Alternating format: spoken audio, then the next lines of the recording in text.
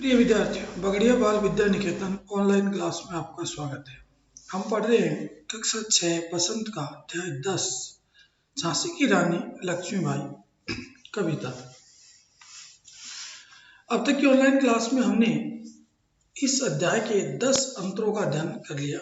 आज हम 11वां अध्याय पढ़ रहे हैं, जिसमें कवियत्री किस तरह से झांसी की रानी को के जीवन का वर्णन हमें कविता के माध्यम से करवा रही है।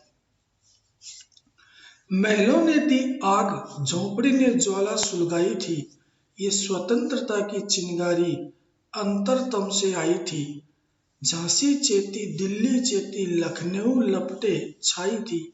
मेरठ, कानपुर, पटना ने भारी धूम मचाई थी। जबलपुर, कोल्हापुर में भी कुछ हलचल उकसानी थी। बुंदेले हर बोलो के मुंह हमने सुनी कहानी थी।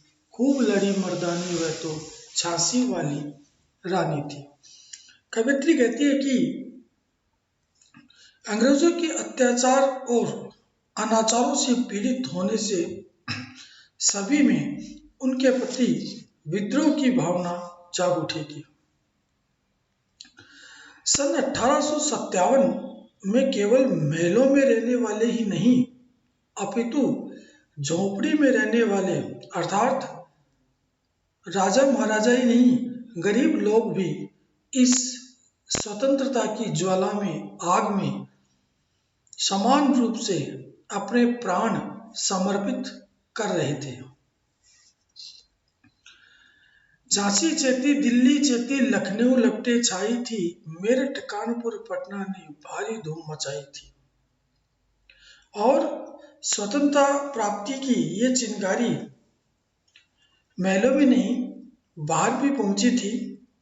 बाहर के लोगों में भी थी, उनके हृदय में भी जगी थी, जिसके परिणाम स्वरूप झांसी, दिल्ली, लखनऊ, मेरठ, कानपुर, पटना, जबलपुर, कोल्हापुर आदि सभी जगह स्वतंत्रता प्राप्ति के लिए प्रयास किए जाने लगे। देश में चारों ओर स्वतंत्रता की एक लहर सी दौड़ पड़ी थी।